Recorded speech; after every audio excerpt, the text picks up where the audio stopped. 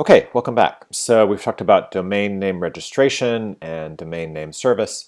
And finally, to get your website live, you'll need a web hosting service. Now, a web hosting service stores the files of your website on the company's servers, on computers that are connected to the internet all the time, day and night. Your site files will actually be stored multiple times on multiple servers, automatically backed up and available essentially all the time. When a user types in your site's registered domain name, the domain name service will look up your domain name, and from that listing it will know which servers have your site files available. It will then route the user's connection to those servers where the files will be retrieved and sent to the user who wants to see your site. After receiving the files, the user's browser will display them according to the structure of your HTML and the style presented in your CSS.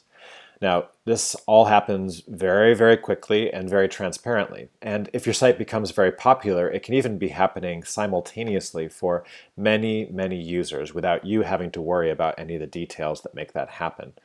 So companies charge you a fee for providing this service. It's usually charged monthly. It's well worth it, though it's technically possible for you to host your own website on a computer in your own home or office. The complexities of actually doing so are beyond the abilities of anyone other than professional computer administrators. If you are a person with that level of expertise, you're probably not taking this class. And even if you could figure out how to do it, you would never achieve the same speed and reliability that comes with web hosting companies' resources. There are also some free hosting offers out there, but all the ones that I've seen severely limit what you can do, or they throw a bunch of ads for themselves on your site. Generally, they force you to build your site using their templates rather than upload a truly custom developed site. So shop around for a price that works for you, but once you find it, know that it will be money very well spent. Okay, so here's how I add web hosting service to my registered domain at A Small Orange, which again is the service that I'm going to use in these examples. And there's an affiliate link for you to click and a coupon code to get a little discount, but you can use any service you like. The process will be very similar with any web hosting company. So to do it at A Small Orange, you can again click that affiliate link if you like, and when you get to this page here, customersaSmallOrange.com, you can click on Order New Services, and this will take you to an order form. Now, if you did the all-in-one lecture, a few lectures up, this will look very familiar to you. We're just going to go through it with a few somewhat different choices. And you'll see that we're going to have to choose a hosting plan. And there's a few different options for that. And again, we went through those a few lectures ago, but if you didn't do the all-in-one, I'll show them to you again here. These are A Small Orange's plans. You'll find similar sorts of plans at any web host provider. And I'm looking at the shared hosting plans, the shared plans. There's lots of other options besides the shared plans, but for you, for a simple website that doesn't have massive kinds of traffic and where you're not doing anything terribly complex, the shared plans are probably what you want to go with.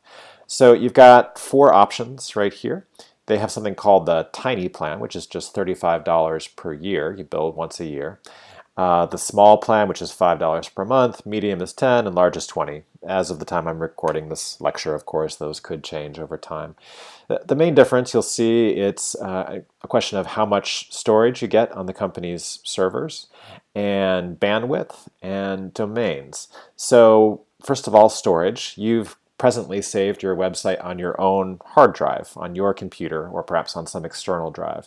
And so you probably can take a good look at how much space it actually takes up. It's probably not very much. It may not even be 1 gigabyte. There's a very good chance that 500 megabytes down here is enough, unless you're choosing to put out lots and lots of high-resolution photos, or maybe hosting your own video rather than putting video on YouTube and then just embedding it. So you probably, for your simple site, don't actually need that much storage. Bandwidth is a measure of how much of your site can be shared out to other users who are coming to look at it. So if you've got lots and lots and lots of people downloading lots of rich content from your site, your bandwidth may be very high. But for most people, your bandwidth ends up being very low. For simple sites like we're talking about in this course, it's unlikely that you need lots and lots of bandwidth. And then the domain hosting, this tiny plan here, you can only have one website only on your plan. Once you get up to the small or any of the ones beyond that, then you can have what they call unlimited domains, although again, the storage and bandwidth limits remain in effect. But you could have 5 different websites or 20 different websites as long as you didn't exceed 5 gigabytes of total storage and 50 gigabytes of bandwidth on the small plan for here. I think for many people who are doing the simple website design course, the small plan is probably going to be the right choice for you, but feel free to make your own choices based on your needs. So let's go down here and we're going to look for shared hosting, and I'm going to choose the small plan this time. And we can have the monthly billing cycle, $5 a month, or you can pay annually and save a little bit of money by doing that. Up to you.